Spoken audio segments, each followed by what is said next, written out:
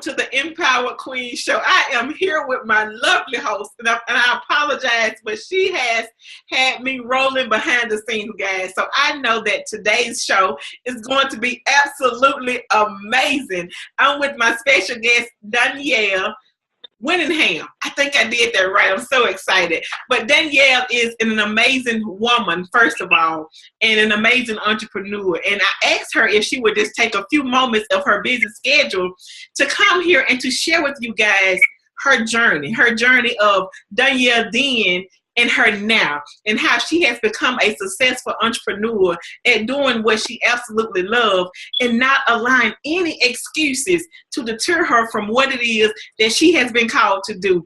And so again, I thank you and I welcome you for being here with us today. I'm just going to basically turn it over to you, and you just do you. You share with us how to be those empowered queens. Thank you. Absolutely, and thank you so much for having me, Marshea, and thank you for what you're doing for the community of women at large. Women are very important to me, and women are a very big part of my journey. I turned 46 this year. That's amazing. Yes. And for the last 16 years prior to this year, I spent as a vice president at JP Chase in corporate America. And what kind of helped my transition, and what forced me really to transition, was a shift in my relationship. I've been married for 16 years. Me and my husband went our separate ways. And regardless as to how much money you make, 2 checks minus 1 check equals broke. And so I had to figure out how to raise these children and continue to provide them with the quality of life they were accustomed to, and not leave them at home by themselves because they'll burn my house down. So I couldn't go get a part-time job. So I was like, okay, God, what do I do? And, he showed me in more ways than one the same thing he told Moses. He said, what's in your hand? And I've been an executive coach or trainer, some kind of consultant for going on 30 years now.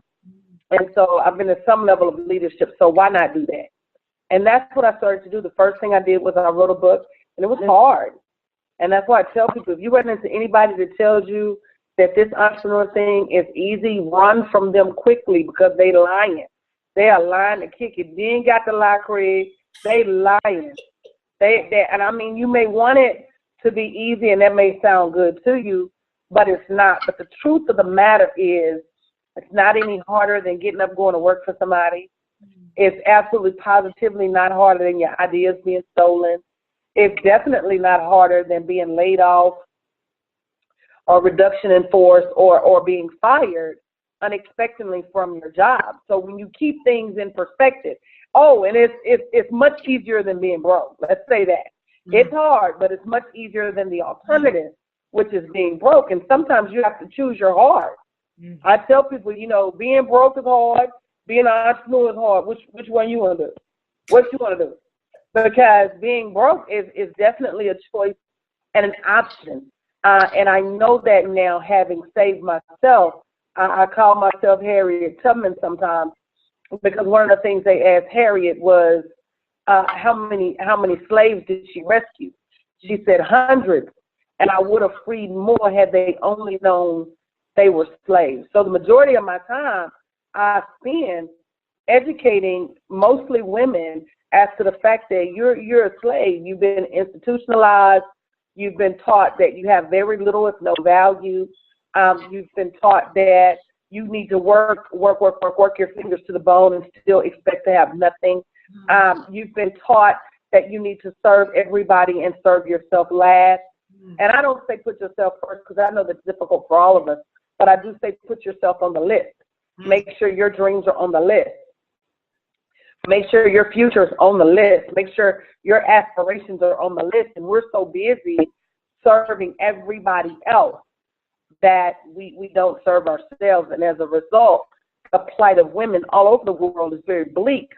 We do 75% of the world's work, but we only have 10% of the world's wealth and 1% of the world's land. And so until women wake up, we're going to continue to be the caregivers that we are, because 90% of the caregivers in the world are women. That means we care for the youth and we care for our aging parents, and yet we struggle financially. We sleep in cars, and we rob Peter to pay Paul. We keep a ski mask on, and we're feeding our kids in soup kitchens, and it's sad because we all have a right hand and a left hand that is more than capable of taking care of us. And so that's like me in a nutshell. Yes. Oh my God, so powerful. I like that. We both have been given the right and the left hand. Oh, I just absolutely love it. So with the line of work that you do, Dawniel, how do you help women transition? Tell us a little bit about what type of work you do to help society. What do you do? Everything I do is money focused. Everything I do centered around money. I know that's the way God led me because he didn't have me sit at that bank for 16 years to learn Spanish.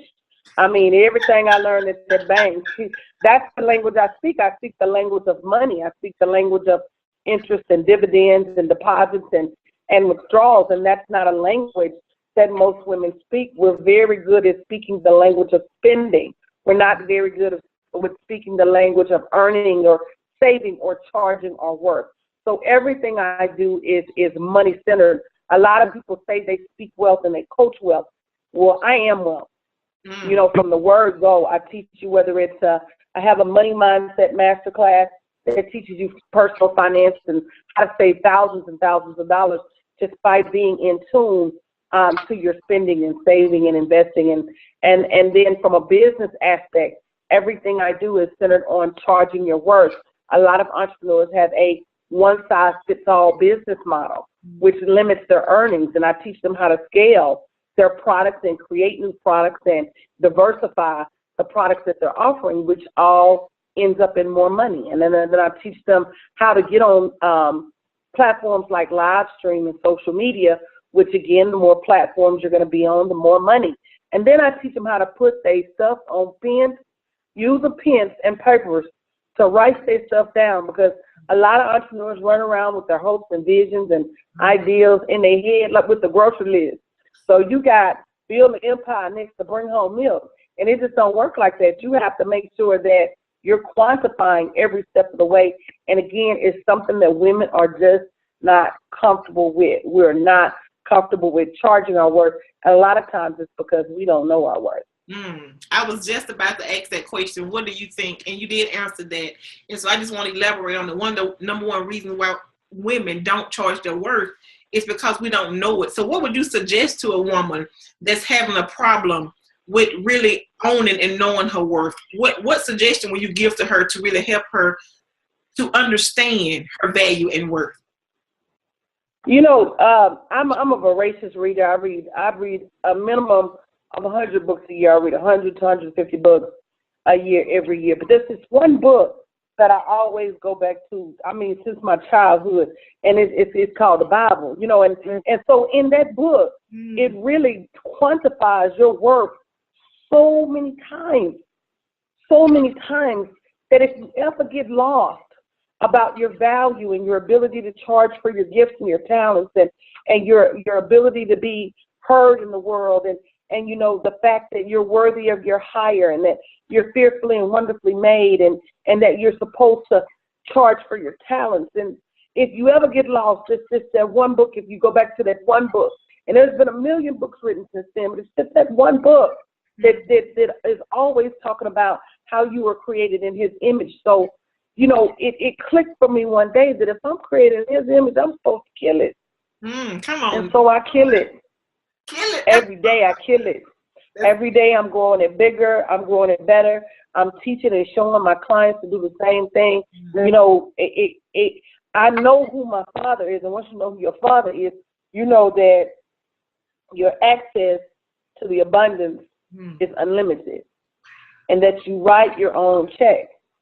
And again, the language I speak is money. So every time I move forward in faith, that's a deposit. Every time I launch a God idea, not a good idea, but a God idea, that's a deposit. Every time I create a new training program, that's a deposit. Every time I create a new event, that's a deposit. Now, when I hold back in fear, that's a withdrawal. When I procrastinate, That's a withdrawal.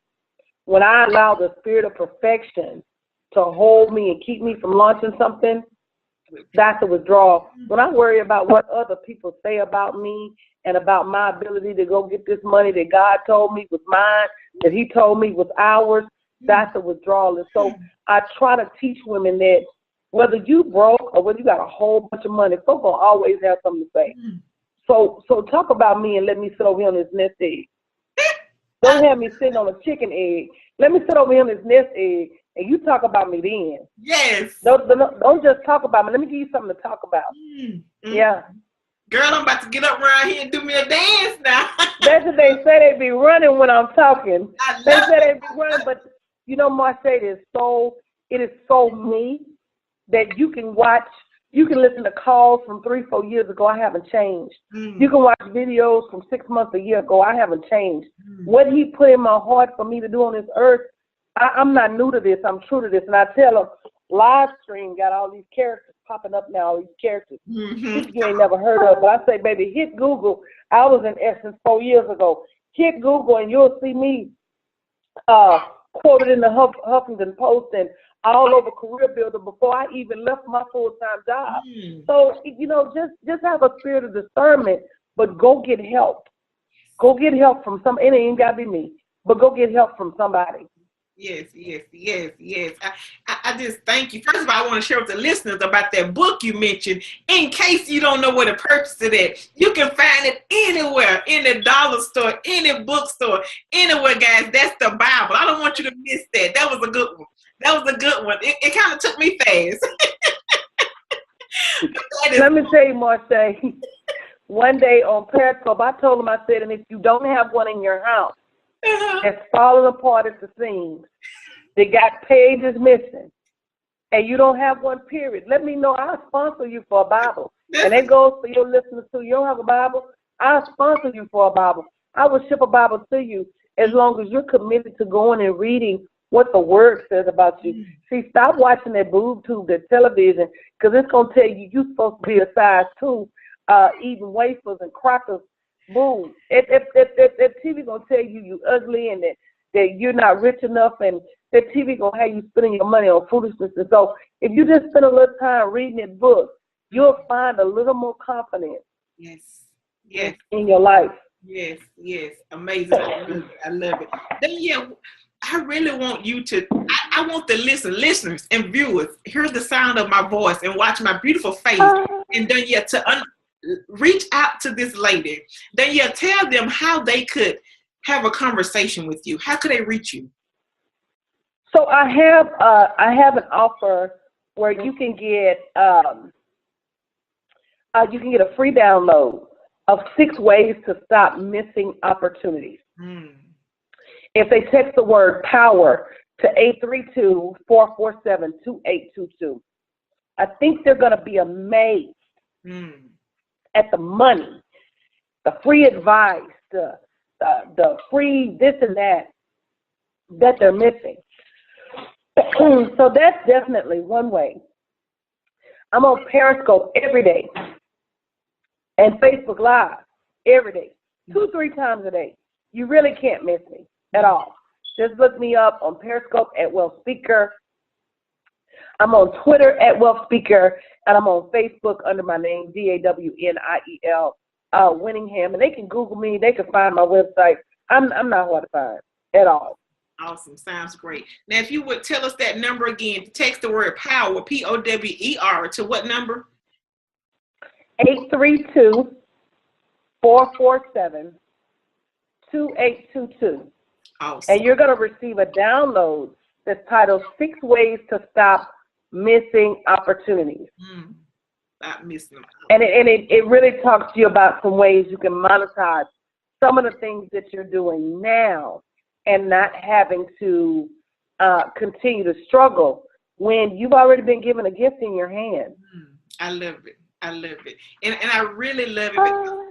The message is so we're all gifted with something, as you say, in the left and the right hand. And a lot of times we have this power and this gift, but we don't know how to monetize it. And for you to share with them, you're giving them 6 ways to monetize. Monetize, guys, mean make money you know, money. Yeah, let's clear it up. We're gonna Right, make it crystal clear, man. Yeah. with the things that you empower. Like, you don't have to go out for this. You possess it. And Dawniel is giving you the tools that you need to make money with what you already have. And so definitely have a conversation with her, utilize those gifts and those tools. And then, yeah, I personally want to thank you. Like, this has been an amazing call. We have had a wonderful time. And I look forward to seeing and sharing and witnessing how you continue to transform lives of women around the world. Thank you so very much. Thank you.